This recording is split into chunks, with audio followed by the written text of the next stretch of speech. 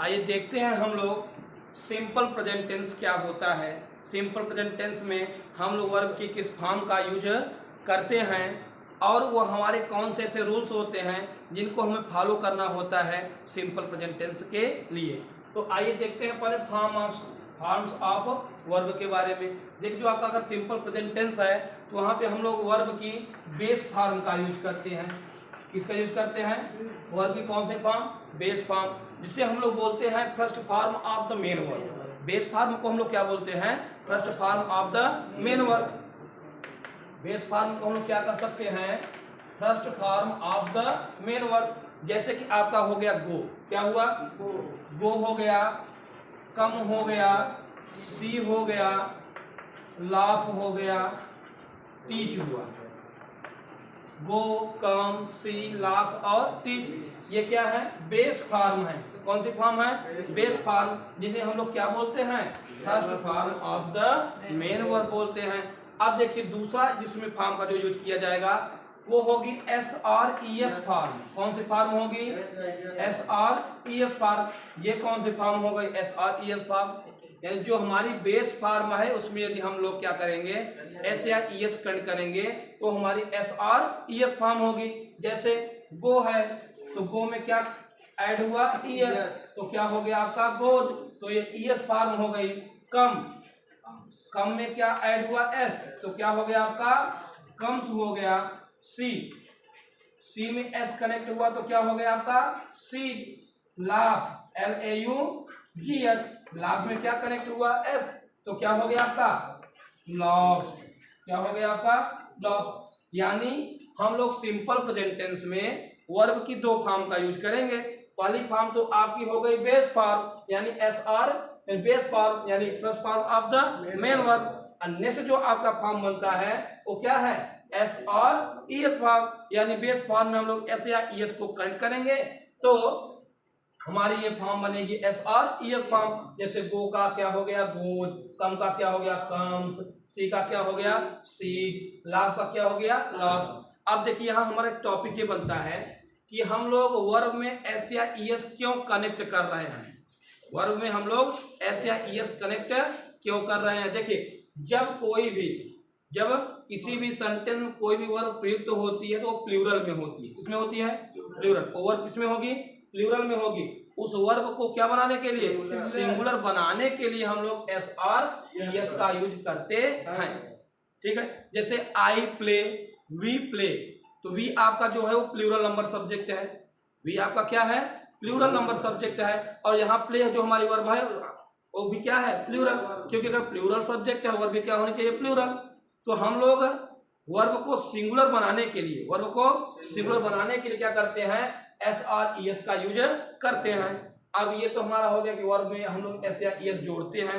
लेकिन आपने ये देखा होगा कि मैंने गो के साथ ES कनेक्ट किया, कम के साथ S का यूज किया, सी के साथ S का यूज किया और लाफ के साथ हमने S का यूज किया।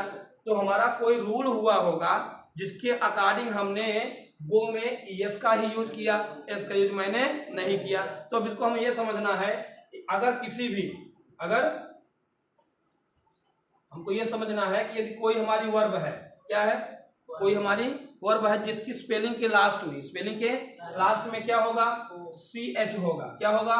CH होगा, S होगा, CH होगा, O होगा, S, डबल S, SH और क्या होगा? X और Z। ठीक है, ये किसी भी वर्ब के अंत में क्या होगा? CH होगा। क्या होगा? CH होगा, O होगा, S होगा, डबल S, SH और X और Z होगा। तो उनके लास्ट में हमें किसका यूज करना है? ES का। क्या जोड़ेंगे हम लोग? ES। ठीक है, तो इसी वजह से गो था तो गो में हमने क्या जोड़ दिया? ES। तो क्या हो गया? गोज। जैसे आपका जेड वाली भी एक मीनिंग लेते हैं, फिज। क्या है? फिज। तो फिज के लास्ट में क्या है? जेड है, इसमें हम लोग क्या लिखेंगे? ES। तो क्या हो जाएगा आपका? फिजेज। क्या हो जाएगा? समझ रहे हैं ना? तो इस प्रकार से ऐसी वर्ब जिनकी स्पेलिंग के अंत में CH होगा, O होगा, S होगा, डबल S, SH, X और Z होगा, उनमें क्या जोड़ेंगे हम लोग? ES जोड़ेंगे। क्लियर हुआ? अगला टॉपिक हमारा ये बनता है कि हम लोग IES का भी यूज कर सकते हैं। किसका यूज कर सकते हैं? IES का यूज हम लोग कर सकते हैं। कैसे करेंगे? देखिए, यदि कोई यदि कोई हमारी वर्ब हो जिसकी स्पेलिंग के अंत में क्या हो, वाई हो, क्या हो, और वाई के पहले कोई कॉन्सोनेंट हो, वाई के पहले क्या हो, कोई कॉन्सोनेंट हो, तो वाई हट जाता है और वाई के स्थान पे आई होता है, फिर ईएस जोड़ देते हैं। जैसे हमारा हो गया फ्लाई, क्या हो गया, फ्लाई। तो आप देख रहे हैं ना फ्लाई की स्पेलिंग का लास्ट में क्या आया है, वाई, और वाई के पहले क्या है, एल, एल हमारा क्या है, कॉन्सोनेंट है। तो जब हम इसका हम लोग सिंगुलर बनाएंगे, प्लूरल नहीं बना रहे हैं, सिंगुलर वर्ब में अगर हम लोग ऐसे एस करेंगे तो हमारी क्या हो जाएगी, सिंगुलर। तो अब देखिए यहाँ पर वाई लास्ट में आया, इसके पहले क्या आया है आपका एल, एल जो कि क्या है आपका कॉन्सोनेंट है, तो हम लोग एफ लिखेंगे, एल लिखेंगे, वाई नहीं लिखना, वाई के स्थान पे क्या लिखना है, ई लिखना है। उसके बाद क्या कर देंगे हम लोग ईएस, तो क्या हो जाएगा आपका फ्लाई। क्लियर। तो ये हमारे कुछ टॉपिक है जिससे हम लोग ऐसे ईएस बनाते हैं। इतना तो हमारा क्लियर हो गया ना। अब हम लोग देखते हैं कि किस सेंटेंस में वर्ब की किस फॉर्म का यूज हम लोग करते हैं सिंपल प्रेजेंट टेंस में। तो देखिए अफर्मेटिव सेंटेंस, कौन सेंटेंस, अफर्मेटिव सेंटेंस। तो यदि हमारा अफर्मेटिव सेंटेंस है, कौन सेंटेंस है, अफर्मेटिव सेंटेंस है, उसमें थर्ड पर्सन, कौन सा person, third person singular, third person singular number subject, third person singular number subject. जैसे कि आपका हो गया ही, क्या हो गया, सी हो गया, इट हो गया, ठीक है।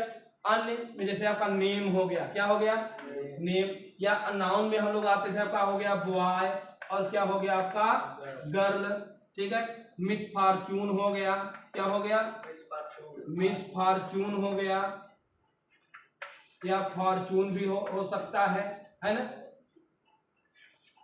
ये हमारे एब्स्ट्रैक्ट नाउन है, क्या है, यानी यदि हमारा सब्जेक्ट थर्ड पर्सन का सिंगुलर नंबर होगा, थर्ड पर्सन का क्या होगा, सिंगुलर नंबर होगा, जैसे कि ही हो गया, या सी हो गया, या इट हो गया, या नेम हो गया, या बॉय हुआ, या गर्ल हुआ, मिस फॉर्चून और फॉर्चून, फॉर्चून मीन्स भाग, मिस फॉर्चून मीन्स दुर्भाग्य, विपत्ति।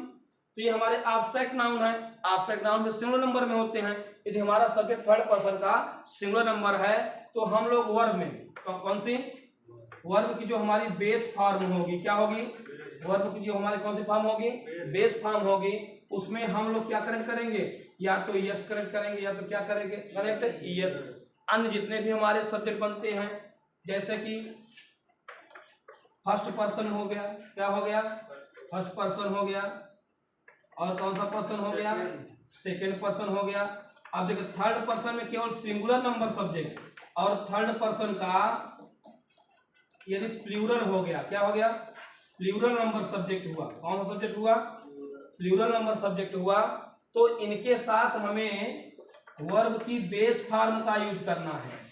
किसका यूज करना है, हमें वर्ब की बेस फॉर्म का ही हमें यूज करना है। जैसे हमारा सब्जेक्ट हो गया आई या वी, क्या हो गया, आई या वी, ये फर्स्ट पर्सन है ना, तो वर्ब की किस फॉर्म का यूज होगा, बेस फॉर्म का, ठीक है। सेकंड पर्सन जैसे हमारा सब्जेक्ट क्या हो गया, यू हो गया, तो हमें किसका यूज करना होगा, प्रेजेंट टेंस में, सिंपल प्रेजेंट में बेस फॉर्म का। थर्ड पर्सन का plural number subject, third person का प्लूरल नंबर सब्जेक्ट, यानी दे हो गया, यहाँ बॉय था, सिंगुलर था ना, तो यहाँ प्लूरल बनेगा तो क्या हो जाएगा, बॉय हो जाएगा, ठीक है। और क्या हो जाएगा आपका गर्ल्स, ये सब क्या है, प्लूरल नंबर सब्जेक्ट है। पीपल हो गया, तो ये सब हमारे क्या है, प्लूरल नंबर सब्जेक्ट है, तो इनके साथ हमें किसका यूज करना होगा, बेस फॉर्म का। क्लियर हो गया। अब आते हैं हम लोग नेक्स्ट टॉपिक पर, हमारा है निगेटिव सेंटेंस। तो निगेटिव सेंटेंस में हमें हेल्पिंग वर्ब डू या डज का यूज करना होगा। किसका यूज करना होगा, हेल्पिंग वर्ब डू या डज का यूज करना होगा, और उनके साथ क्या लिखेंगे, नॉट, और नॉट के साथ क्या आएगा, बेस फॉर्म, क्या आएगा, बेस फॉर्म, ठीक है।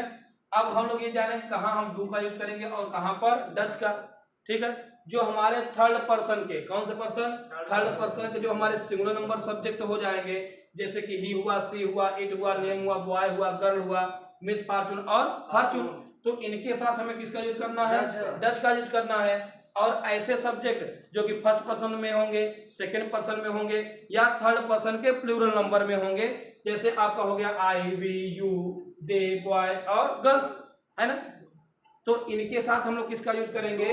हेल्पिंग वर्ब डू का। और वर्ब की किस फॉर्म का यूज होगा? बेस फॉर्म का। आते हैं इंट्रोगेटिव में। किसमें? इंट्रोगेटिव में भी हमारा सब्जेक्ट से पहले, किससे पहले? सब्जेक्ट से पहले, यानी हमारा डू या जो डज है, डू या डज, इनका यूज हम लोग किसके पहले करेंगे? Before subject. समझ रहे हैं? जो हमारा इंट्रोगेटिव सेंटेंस होगा उसमें डू या डज का यूज होगा किसके? बिफोर। सब्जेक्ट के बिफोर, सब्जेक्ट से पहले हम लोग किसका यूज करेंगे? डू या डज का। आती है बारी किसकी? वर्ब की फॉर्म की। तो इंट्रोगेटिव में भी हम लोग वर्ब की किस फॉर्म का यूज करते हैं? बेस फॉर्म का। किस फॉर्म का यूज करते हैं? वर्ब की बेस फॉर्म का यूज करते हैं। अब देखिए इसमें एक एक्सेप्शन है, एक अपवाद है। जो हमारा WS टाइप इंट्रोगेटिव सेंटेंस होगा उसमें तो जनरली हम लोग WS क्वेश्चन वर्ड का यूज करते हैं और डू या डज का ही यूज कर देते हैं। लेकिन यदि हमारा हु आ जाता है, क्या आता है? हु। यदि हमारा क्वेश्चन वर्ड क्या आता है?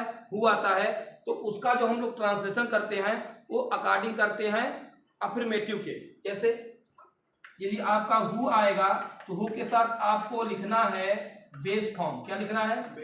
बेस फॉर्म लिखना है। और उस बेस फॉर्म में आपको क्या कनेक्ट करना है? एस और ईएस कनेक्ट करना है। ठीक है। फिर उसके बाद ऑब्जेक्ट लिखना है और ऑब्जेक्ट के बाद क्या लिखना है आपको? Other word. जैसे आपका हो गया who opens the door, who opens the door. तो हमारा यहाँ पे WS जो क्वेश्चन वर्ड जो आया वो क्या है? हु। लेकिन यहाँ पे हु जो है वो किसका फंक्शन कर रहा है? सब्जेक्ट का। यहाँ पर हु का यूज किसके रूप में किया गया है? As a subject. यहाँ हमने हु का यूज किसके रूप में किया है? As a subject. जब हमने इसका यूज एज अ सब्जेक्ट में किया है तो ये जो हमारा सेंटेंस है अफर्मेटिव तरह होगा। अफर्मेटिव में क्या होता है? अफर्मेटिव में या असर्टिव सेंटेंस जो हमारा होता है उसमें सेंटेंस सब्जेक्ट से स्टार्ट होता है। तो यहाँ जो हमारा क्वेश्चन वर्ड क्या बन गया है? सब्जेक्ट। तो इसके बाद क्या आएगी? वर्ब। यहाँ हेल्पिंग वर्ब का कोई भी काम नहीं है। तो हु ओपन्स द डोर। मान लीजिए अगर निगेटिव हो गया, क्या हो गया?